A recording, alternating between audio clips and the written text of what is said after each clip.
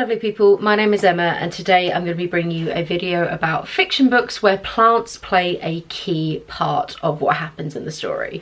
Now this is coming out in honour of Springathon happening in the next couple of weeks, which is a nature writing readathon, and I did put out a video with a bunch of Springathon non-fiction recommendations, and I said in that one I was going to do some videos on things like books about plants and stuff like that.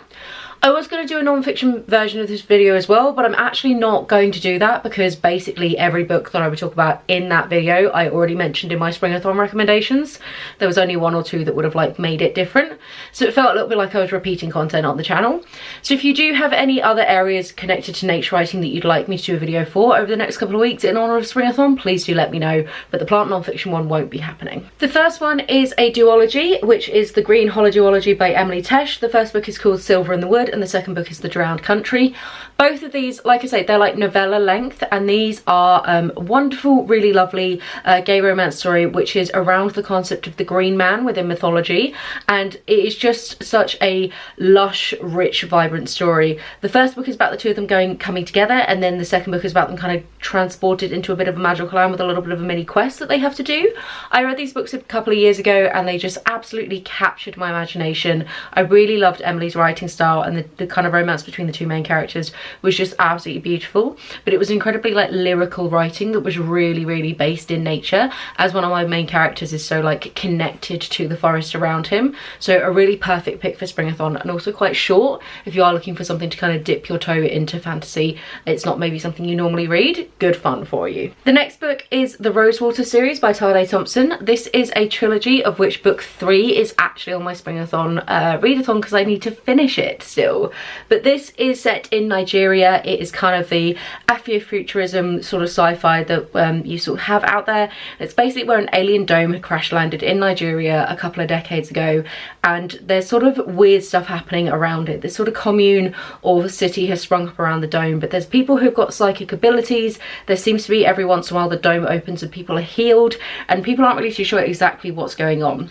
This one is told in multiple different timelines and is quite intense and quite fun to read. There is a lot of world building going on, but it really is rooted in the idea of some kind of like alien fungi, alien spore type energy or something happening like that. So plants and nature and sort of the psychic space, you can represent yourself in different ways, and a lot of people use like some kind of natural sort of griffin type energy to kind of show that. So yeah, really good fun. The second book is also great and like again really leans into that plant energy. Super entertaining, and hopefully we're going to finish it strong with book 3 for me on my TBR. If you've already finished this series, please do let me know in the comments down below. Is it a slam dunk when it ends? The next book I wanted to mention is The Day of the Triffids by Wyndham. This is a wonderful classic sci-fi and is about a sort of post-apocalyptic world where people have been blinded due to like a comet happening, but then because of that there were also these kind of plant creatures called Triffids which were more alive and more able to move than we initially realised, and they take advantage of the fact that so much of society has been blinded to basically take over. So you've got a really fun, weird kind of like take on zombieism almost kind of energy going on there, like a proper like little post-apocalyptic survivalist kind of story. There's little communes forming, and it's a really entertaining read. I love Wyndham, and Day of the Triffids is probably his most well-known one, for very good reason. It is an absolute classic, iconic book that you definitely need to start with. I will link in the various comments and in the places down below. I have a whole video talking about Wyndham and the books of his that I've read and what I do and don't recommend, so feel free to check that out. But this one is perfect for a plant pick. The next book is Mexican Gothic by Silvia Moreno Garcia. This is a historical fiction set in Mexico, and it is about a woman who travels to this old, mysterious, slightly haunted house kind of vibe to stay with a creepy side of her family because her cousin is, I think, marrying into the family but has fallen ill, and she's gone to go and help them, and then in doing so she stumbled into some kind of sort of crazy generational stuff where there's some sort of like secret history and not everything is as it seems. I won't spoil it, but let's just put it this way, that plants feature very heavily in the way that things are working, and I definitely really enjoy this book. Silvia Moreno Garcia is one of my favourite authors. I think she's just such a master of genre fiction, and this was the first one of hers that I read, and I think it's really powerful and very emotive, and definitely great if you're a fan of like really immersive historical fiction like sort of Laura Purcell's, or if you like a Shirley Jackson or things like that. I think that this one would definitely be up your street.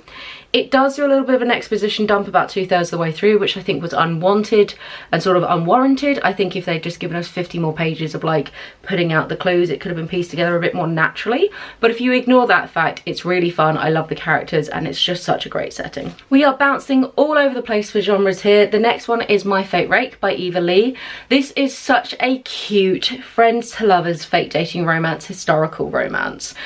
So this one is about a woman who she is like a botanist type or entomologist, and he's a botanist. Can't remember exactly the way around, but basically they're both super into nature, especially plants, and she needs to find herself a husband and is trying to attract the attention of a suitor, but the suitor only kind of views her as this sort of frumpy friend, and so he agrees to fake date her to try and like make her more enticing in his eyes, and in doing so there's all sorts of shenanigans that ensue from there because they're not very good at dating either, and both of them are kind of clumsy idiots, and it is just absolute joy all around. It's a really fun story, and I love the fact that it mentions the idea of women scientists, especially in a historical Regency fiction context, and yeah, really just their kind of love of nature is interwoven throughout, and it's definitely a point that they really come together on, and it's really important to her that she has that freedom to continue her studies even after she marries. Plus it's hella cute, really silly fun fake dating moments, and the smart's quite fun as well, so it really is like a double whammy all around. The next book is The Girl with All the Gifts by R Carey. This is part of Duology, where the second book is called The Boy on the Bridge, and I have read both. I do think the first book is better. You don't actually need to finish the second. This one is a zombie apocalypse survivalist book where it's kind of like The Last of Us kind of energy. It's the cordyceps, which is those fungi who like take over people's brains. It's riffing off of that energy as well. I've no idea which came first, but this is a story about a girl who is one of these zombies but seems to be able to control her emotions and control her mind even more. And it's about her and the sort of adults who are with her trying to get to safety and sort of exploring this symbiotic relationship that seems to be appearing.